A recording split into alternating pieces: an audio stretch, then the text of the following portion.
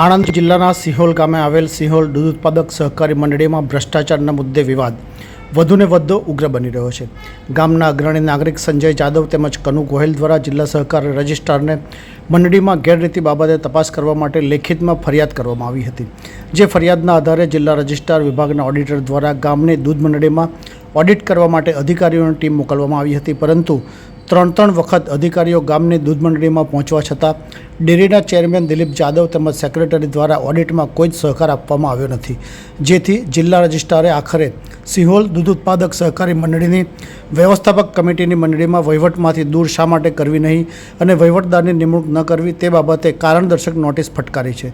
જે કારણદર્શક નોટિસ પણ સ્વીકારવા પણ દૂધ મંડળીના સત્તાધીશો તૈયાર નથી, ત્યારે બીજી બાજુ ગ્રામજનોમાં દૂધ મંડળીના વર્તમાન સત્તાધીશોના આચરવામાં આવેલા ભ્રષ્ટાચારને મુદ્દે હવે લાલ ગુમ થયા છે અને આજે દૂધ મંડળી એકત્ર થઈ બેનરો સાથે રોષે ભરાયેલા ગ્રામજનોએ ભારે સૂત્રોચ્ચાર સાથે વિરોધ પ્રદર્શન કર્યું હતું અને સત્વરે સિહોલ દૂધ મંડળીને બચાવવા માટે હાલના વ્યવસ્થાપક કમિટીને સત્વરે દૂર કરી યોગ્ય કાર્યવાહી કરવાની માંગ કરવામાં આવી હતી। જિલ્લા રજિસ્ટ્રાર દ્વારા જે કારણદર્શક નોટિસ ફટકારવામાં આવી છે તેમાં દૂધ મંડળીમાંથી ₹5 લાખની ઉચાપત બાદ મંડળીના સભાસદોના ખાતામાં હલકી ગુણવત્તાના દૂધનું ઉમેરવું, મંડળીની વ્યવસ્થાપક કમિટીએ સભ્યોની યાદીમાં ફેરફાર કરી અલગ વાર્ષિક અહેવાલ તૈયાર કરવો તેમજ મંડળીના ચેરમેન તેમજ આપની વચ્ચે પારિવારિક સંબંધો હોવા જેવા મુદ્દા ઉપસ્થિત કર્યા છે। અમારા ગામની ડેરી આ ભ્રષ્ટાચાર ચાલુ થઈ ગયો છે અને ગામ જેમ ગરીબ બચારું આવે દૂધ લઈને એ દૂધનું કોઈ વેલ્યુ રહ્યું નથી। એના દૂધમાં અહીંયા આગળ ચોખ્ખું દૂધ લેશે અને એ લોકો પાણી ઉમેરીને એ લોકો પૈસા કમાય અને ગરીબ લોકોનો મરો, ગરીબ લોકોને તો જીવવાનો આરો નથી રહ્યો અને આખું ગામ ડેરી બંધ કરવા આ લોકો ડેરી બંધ કરવા તૈયાર રહ્યા। બરોબર, આ ડેરી તો બંધ થઈ જશે તો ગરીબ લોકોનું શું થશે? આ લોકો હાજર નહીં થતા, આ લોક પાણી તો અહીંયા રહ્યા જ નથી, રહ્યા છે કોઈ નહીં દેખાતો હતા, તો આ તો ગરીબ લોકોનો મરો જ છે ને। આ લોકો ગરીબ ને મારે, એ લોકો અમીર થવા માંગ્યા, એમને વધારે ના એ કઢાઈ લીધી પાવતીઓ, આ ના દૂધ રેડ્યું પાણી રેડી નહીં એમને પાવતી કઢાઈ અને ગરીબ લોકોનો મરો કર્યો। એટલે આ ગરીબ લોકોને તો મારવા આ લોકો બેઠા જ છે અને ડેરી બંધ કરવા માંગે છે। ડેરી બંધ થઈ જશે તો આ પબ્લિક શું કરશે? સિહોલનું પબ્લિક શું કરશે? સિહોલનું પબ્લિકને મારવાનું નથી, જીવાડવાનું છે। તો આ લોકોને વિચારવાનું રહ્યું કે મારશે કે જીવાડશે। આ લોકો તારવા આયા જ નથી, મારવા જ આયા છે। પહેલેથી જ આ લોકોએ આવું કર્યું છે, આજથી નહીં કેટલાય વર્ષોથી આવું કર્યું છે।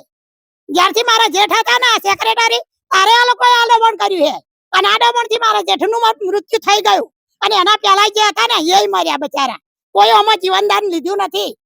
આમાં તો આ લોકો મારવા જ બેઠા, જીવાડવા કોઈ બેઠા નહીં। અને એ લોકો કહે ને કે જસભાઈ હતા સેક્રેટરી તો 80 લાખમાં મેલી હતી, તો એવા સબૂત આલે અમને કે 80 લાખમાં ગીરો મેલેલી છે, અમે બતાવીએ। જી ભાઈ, મારું નામ પ્રવીણભાઈ પૂનમભાઈ જાદવ, મારો સભાસદ નંબર 1110, હું આ ડેરીનો સભાસદ છું। અત્યારે પણ દૂધ ચાલુ છે। આ ડેરીની અંદર જે ભ્રષ્ટાચાર થયો છે, એક જ કુટુંબ ચલાવતું આ ડેરી બાપોથી ચલાવતું વર્ષોથી, આ લગભગ 25-30 વર્ષ મને સમજ છે તોથી આ લોકોએ ડેરી ઉપર કબજો જમાયેલો છે। આ સિહોલની 90% પબ્લિક, 90 પણ વધારે પડતી પબ્લિક આ ડેરી ઉપર જીવે છે।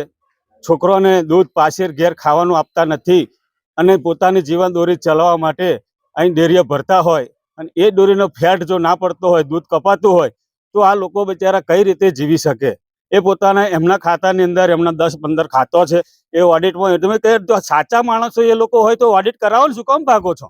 અમારો આક્ષેપ એ છે કે હાજર થાવ ને, તમે સાચા હોય તો નાહવાની કશી જરૂર નથી। અમારે ચૂંટણી પ્રત્યે કોઈ મતલબ નથી।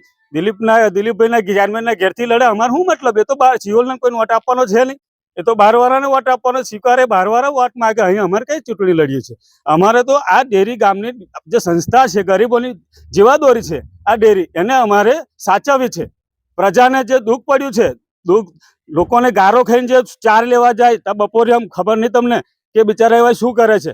ઘેર છોકરોને નાલતા હોય નહીં, દૂધ ભરતા હોય ને એમના ખાતામાં ફેટ કાપીને એમને દૂધમાં પાણી રેડીને કબૂલ્યું છે એ લોકોએ। પાણી અમારે જો અહેવાલ પૂરતો કમ્પ્લીટ એમણે કેટલું દૂધમાં પાણી રેડ્યું બધું અમારી જોડે સાબિતીઓ છે, સાબિતી લઈને અમે આક્ષેપ કર્યા છે। અમે ગુનેગાર હોય તો અમારે અરજદારોને ફોસે ચડાવે, અમે સ્વીકારવા તૈયાર। હસ્તે આખા ગામમાં લૂંટી કરીને ફરીશું અમે ગુનેગાર નીકળીશું તો, અને એ હોય તો સ્વીકારે। બસ અમે સરકારને અને દૂધના જે ડેરીના જે આયોજકો હોય અમૂલના, એ બધા ઓડિટર શ્રીને અથવા જિલ્લા રજિસ્ટ્રાર સાહેબને અમારી બધા ગ્રાહકો વતી વિનંતી છે કે નિષ્પક્ષપણે, અમે કોઈ પક્ષીય રીતે વાત કરતા નથી, ભાજપ કોંગ્રેસ હોમાં આવતું નથી.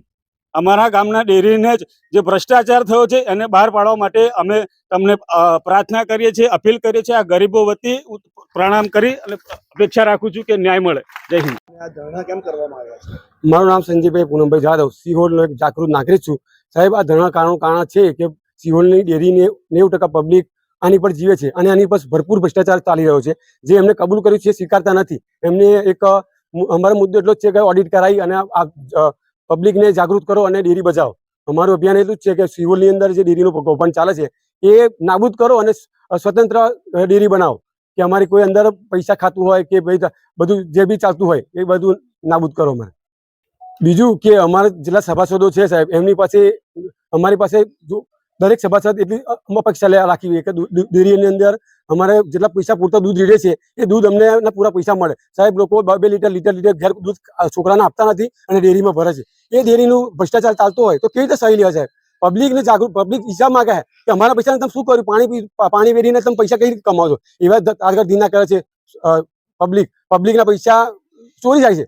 અમારી માંગ એટલી જ છે કે ભ્રષ્ટાચાર સિહોરની અંદર ડેરીમાં ના હોવો જોઈએ. આજુબાજુ બધી ડેરી સાહેબ જુઓ, અમારી ડેરીમાં અમારે તો બહાર કાઢવું છે બધું કે ભ્રષ્ટાચાર કર્યો છે, નિકાલસથી તપાસ આપો.